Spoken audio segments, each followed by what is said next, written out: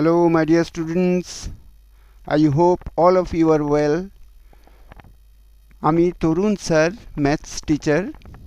আজকে তোমাদের কোষে দেখি 5.4 এর 5 দাগের 10 নম্বর অঙ্কটা করিয়ে দিচ্ছি, মানে এই সামটাকে করিয়ে দিচ্ছি। এই যে এই সামটাকে আমি করিয়ে দিচ্ছি। 5 দাগের 10 নম্বর এই সামটাকে করিয়ে দিচ্ছি। দেখো, কোথাও না বুঝলে আমার কন্ট্যাক্ট ডিটেলস দেয়া থাকছে ডেসক্রিপশন বক্সে, তোমরা কন্ট্যাক্ট করলে আমি তোমাদের ডাউট ক্লিয়ার করিয়ে দেবো। দেখো, এখানে দুটো সমীকরণ আছে, এই দুটো সমীকরণের সাহায্যে আমাদের এক্স এবং ওয়াই এর ভ্যালুটা বের করতে হবে। তো চলো স্টার্ট করা যাক। এখানে দেখো, আমি লিখে নিয়েছি 1 নম্বর সমীকরণ থেকে পাই কি পাচ্ছি, ফলো করো। X by 5 plus y by 5 plus x by 4 minus y by 4 equal to 5। এটাকে জাস্ট আলাদা করে দিলাম, এটা বাই এটা, এটা বাই এটা, এরকম করা যায়। এটাকে বলে বিচ্ছিন্ন পদ্ধতি। আচ্ছা, হলো। এবার দেখো, সমস্ত এক্সগুলোকে লেফট সাইডে নাও আর সমস্ত ওয়াইগুলোকে রাইট সাইডে করে দাও। তাহলে হবে x by 5 plus x by 4 equal to 5 plus y by 4 minus y by 5 হলো। এবার লেখো বা এলসিএম নাও, দুদিকেরই এলসিএম নাও। দুদিকেরই এলসিএম আমরা পাচ্ছি 20। তাহলে এখানে পাচ্ছি আমরা 4x প্লাস 5x, আর এদিকে পাচ্ছি আমরা 100 প্লাস 5y মাইনাস 4y। এবারে দেখো, দুদিকেরই এলসিএম 20, কাজে এলসিএমটা ক্যান্সেল করা যায়। 5x প্লাস 4x মানে 9x equal two 100 plus y। লেখো দেয়ারফর x ইকুয়াল টু 9টা এদিকে গুণ আছে, এদিকে আসলে ভাগ হয়ে যাবে। 100 প্লাস 9, এটাকে নাম্বার দাও 3 নম্বর। যেহেতু আগে 1 আর 2 ছিল, এটা হয়ে গেল 3 নম্বর। এখন লিখতে হবে 2 নম্বর সমীকরণ থেকে পাই। 2 নং সমী থেকে পাই। দেখো, 2 নম্বর সমীকরণ থেকে আমরা কিভাবে কি পাচ্ছি, ফলো করো। x by 4 plus y by 4, ওই আগের নিয়মেই, x by 5 minus y by 5 equal to 29 by 5। তারপরে স্টেপে কি হচ্ছে দেখো, বা x by 4 plus x by 5 equal to 29 by 5 এইটা, আর ওয়াইগুলোকে সব রাইট সাইডে ট্রান্সফার করে দাও।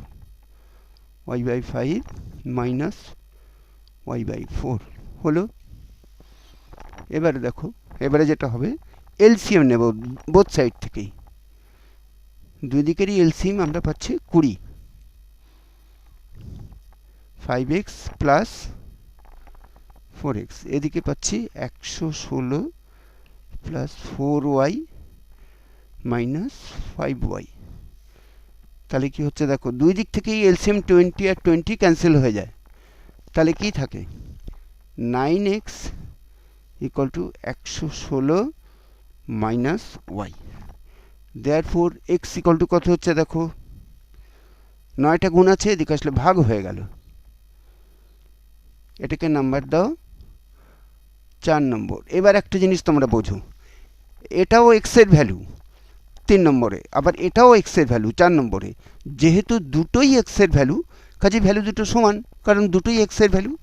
কাজে এখানে লিখতে হয় 3 ও 4 নং সমীকরণ তুলনা করে পাই। তুলনা করে পাই, তুলনা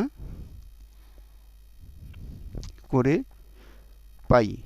দেখো, আমরা তুলনা করছি 3 নম্বর ও 4 নম্বর।